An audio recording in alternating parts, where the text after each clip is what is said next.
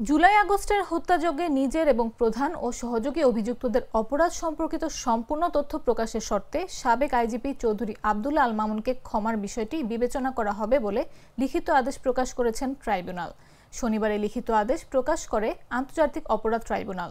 এর আগে বৃহস্পতিবার ২৪ জুলাই আগস্টে হত্যাযজ্ঞের দায় স্বীকার করে শেখ হাসিনার মামলায় রাজসাক্ষী হন সাবেক পুলিশ মহাপরিদর্শক চৌধুরী আব্দুল্লাহ আল মামুন।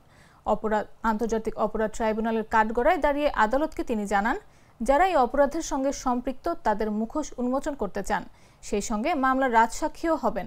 একই দিন মানবতা বিরোধী অপরাধের মামলায় শেখ হাসিনা সহ ৩ জনের বিরুদ্ধে আনুষ্ঠানিক অভিযোগ গঠনের আদেশ দিয়েছেন ট্রাইব্যুনাল।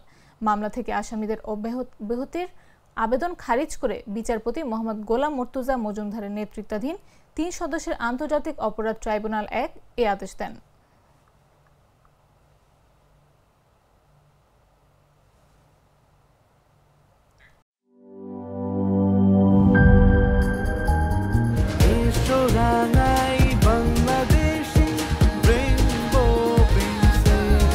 রেইনবো পেইন্টস, ছড়াও জীবনের রং।